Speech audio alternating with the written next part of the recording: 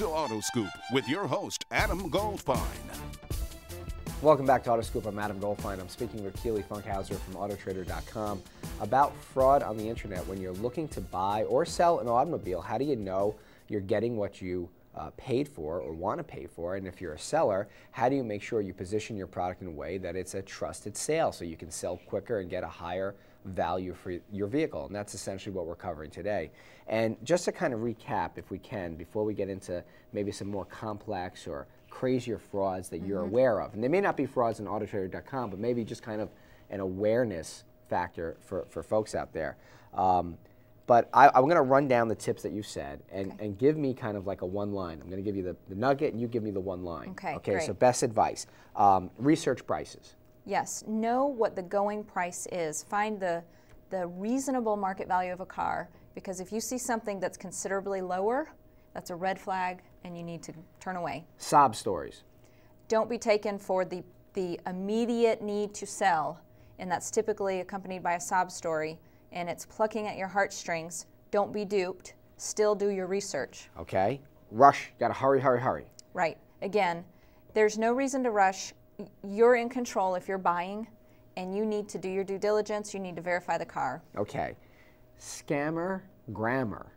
So one way to identify that a potential buyer or seller is a scammer, they're going to have broken English, and it'll seem like you're speaking to somebody whose English isn't their first language. And we're not picking on anyone whose English is not their first language, just that you have identified trends that come from other countries where folks are not using the correct terminology or phrases. Right. And that should be kind of a key of like, well, wait a minute, is there more to it? Does the price check out? Does the car check out? Right. The things of that nature. And typically the scammer grammar, it reinforces your current gut that something's wrong to begin with. Okay.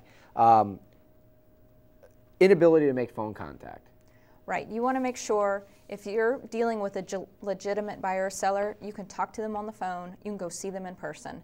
If it's limited to email and there's a non-working phone number, that's a red flag. Okay. Just wire the money to me. Right. And I'll send you the car. You could trust me because I'll gladly pay you Tuesday for a hamburger today. Right. So if you're in a situation where it's starting with a considerably low-priced car, a great deal, and now they want you to wire transfer, that is a red flag.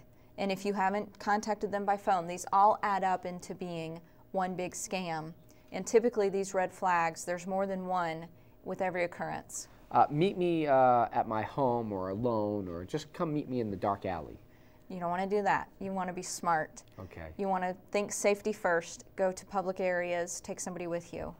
All right. What about going off-site somewhere?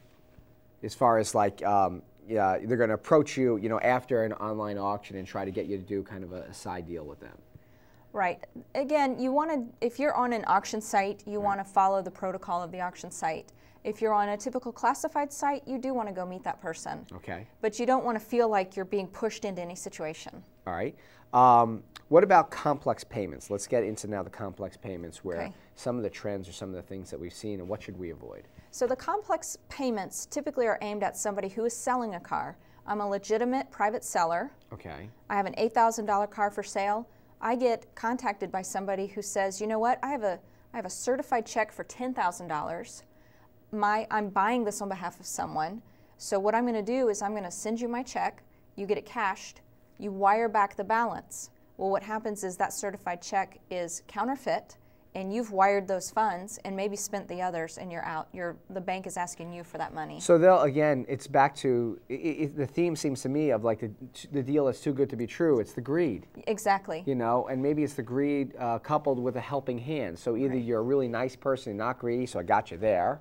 Or maybe you've got a little larceny in your heart of I'm going to get a better deal. Right. I got you there. Right. So there's no free lunch. Just as your parents told you in elementary school, there's no free lunch. And if you think you're going to get free money, forget about it. So we've got to make sure that we get the word out there, and it's not only for yourself. And I think, Keely, you made a really intelligent point before about going online to, say, Autotrader.com, looking at the fraud tips and using it for any online purchase. Yes. And it's not only what you may need for your car, because you could sit home and say, look, Adam, I'm smart enough, I got that stuff. I wouldn't fall for the Nigerian certified check fraud scheme. Right. I'm good. but somebody is falling for it. And there could be a family member or a friend or a neighbor, right? Yes. Yes. So, you know, you talk to your friends and family, especially about cars. People talk what they're finding, what they're looking for. And the minute somebody says, oh, I found this deal that's great, a great thing to say is, look, go to autotrader.com/fraud tips, and you'll see that these are scams. Some people don't believe you when you just talk one-on-one. Right. But if you can go look it up and see that there's proof from a reputable source. Hey, listen, the things that you're talking about are on the FBI website. Exactly. I mean, you know, all right, I don't have to believe you. Right. I saw the scam on, you know, as far as the service members on the FBI site. We did a news report about that weeks ago, and I was so appalled that we would use that as the ploy. Right. Because all of us would fall for that one. We're like, well, of course I'll help a service member in need. Right. You know, how could you not stand up for that? So Yes. we've got to still keep our wits and our bearings about us.